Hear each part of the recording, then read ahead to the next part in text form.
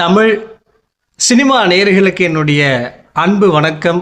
Welcome to empty திரை.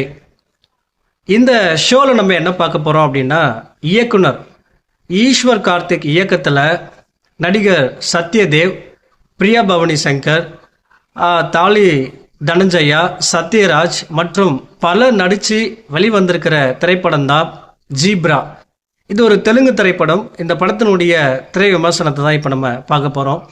மிகப்பெரிய எதிர்பார்ப்புகளுக்கு மத்தியில் வெளிவந்திருக்கிற இந்த படம் எப்படி இருக்குது அப்படின்னு சொல்லி பார்க்கலாம் வாங்க.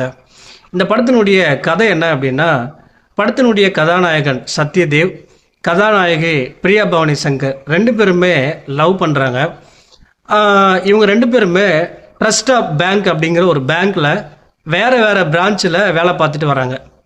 ஒரு சூழ்நிலையில் படத்தினுடைய கதாநாயகி ஒரு கஸ்டமருக்கு கொடுக்க வேண்டிய 4 லட்ச ரூபாய் பணத்தை வேற ஒரு அக்கௌண்ட்டுக்கு மாற்றி அனுப்பிடுறாங்க.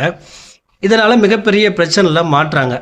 அப்போது கதாநாயகன் சாமர்த்தியத்தனமாக அந்த பணத்தை மீட்டு கொடுக்குறாரு. அந்த பிரச்சனையிலிருந்து கதாநாயகியை காப்பாற்றுறாரு. இந்த பிரச்சனை முடிஞ்சு சில நிமிடங்கள்லேயே கதாநாயகனுடைய அக்கௌண்ட்டுக்கு 5 கோடி ரூபாய் பணம் வருது. அவருடைய அக்கௌண்ட்டும் ஃப்ரீஸ் ஆகிறது. அவருடைய அக்கௌண்ட்டிலிருந்து வேறு அக்கௌண்ட்டுக்கு அந்த பணம் முழுக்க திரும்பி போயிடுது. அதுக்கப்புறம் தான் தெரிய வருது அது வில்லனுடைய பணம் அப்படின்னு சொல்லி. வில்லன் ஹீரோவுக்கு கெடு வைக்கிறாரு. குறிப்பிட்ட நாளில் தன்னுடைய பணத்தை திருப்பி கொடுக்கணும் அப்படின்ற மாதிரி. படத்தினுடைய கதாநாயகன் பணத்தை திருப்பி கொடுத்தாரா இல்லையா, ஹீரோவுக்கும் வில்லனுக்கும் நடக்கக்கூடிய பண ரேஸில் யார் ஜெயிச்சா அப்படிங்கிறது தான் இந்த படத்தினுடைய மீதி கதை. இந்த படத்தை பற்றி அலசணும் அப்படின்னா,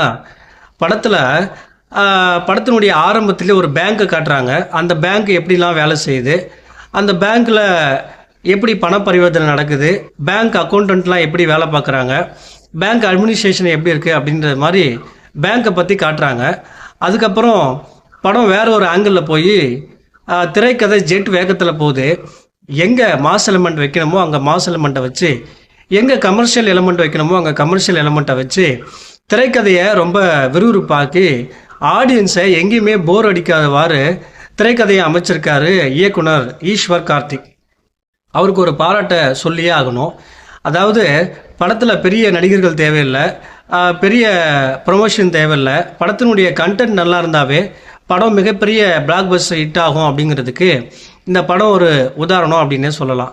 அதே போல் கதையினுடைய நாயகன் சத்யதேவ் ஒரு சாமர்த்தியத்தனமான கேரக்டர்லாம் நடிச்சிருக்காரு. புத்திசாலி அப்படிங்கிற மாதிரி கேரக்டரில் எந்தெந்த இடத்துக்கு எந்தெந்த அளவு நடிப்பு தேவையோ அந்தந்த அளவு நடிப்பு கொடுத்து தன்னுடைய திறமையான நடிப்பை வெளிப்படுத்தியிருக்காரு.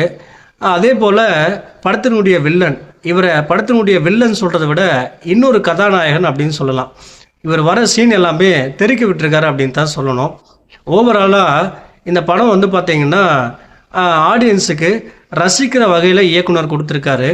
அதே போல் இந்த படத்தினுடைய இசையமைப்பாளர் ரவி பஸ்ரூர் ஒரு கேஜிஎஃப் படத்தை பார்க்கும்போது எந்த ஒரு ஃபீல் இருந்துச்சோ அந்த மாதிரி ஒரு இசை உணர்வை இந்த படத்தில் கொடுத்துருக்காரு. பாடல்களாகட்டும் பின்னணி இசையாகட்டும் மிரட்டிட்டார் அப்படின்னு தான் சொல்லணும். ஒளிப்பதிவும் பார்த்திங்கன்னா ரொம்ப கலர்ஃபுல்லாக இந்த படத்துக்கு கொடுத்துருக்காங்க. ஓவராலாக இந்த படத்துக்கு நான் கொடுக்குற ரேட்டிங்கு 5க்கு 3. இந்த படத்தை ஜீப்ரா தெரிக்க விட்டாங்க அப்படின்னு தான் சொல்லணும். ஓகே கைஸ், அடுத்த விமர்சனத்தில் சந்திக்கலாம். நன்றி, வணக்கம்.